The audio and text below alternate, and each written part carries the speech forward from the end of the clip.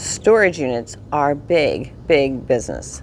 It is estimated that 1 in every 10 households has a storage unit where they keep extra stuff they're not using.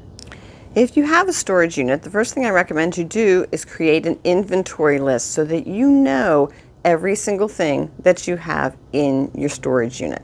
That way, if you're looking for something, you'll know whether it's there or not.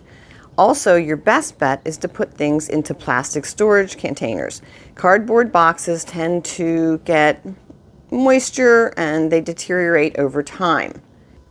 So you've rented a storage unit and you've put your things in there and you've made up your inventory list. What you want to do now is sit down and value what's on that list. How much are the items actually worth? And then I want you to compare that to how much you're paying for the storage unit. I used to flip storage units, and I can tell you that most of the time, the things that were in the storage unit weren't worth what the people were paying for a whole year's worth of storage.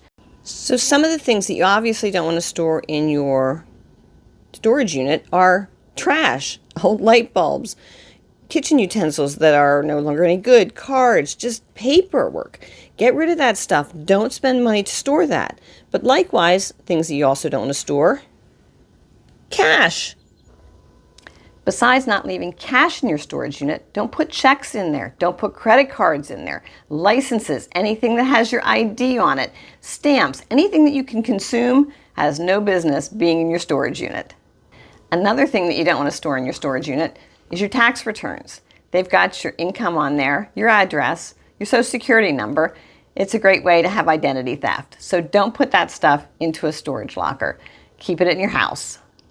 Remember, everything in a storage unit is going to be covered in a layer of dust. So if it's anything at all that's valuable to you, you're going to want to package it very carefully, because there's one thing that's common in all storage units, and it's dirt and dust.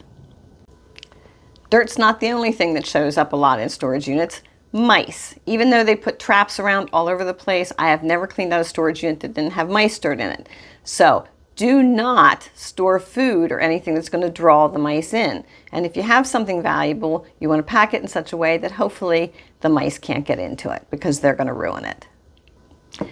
So the takeaway from all of this is that, first of all, make sure whatever you're putting in your storage unit is not trash. And it's not something that's going to draw insects or mice in and make everything trash.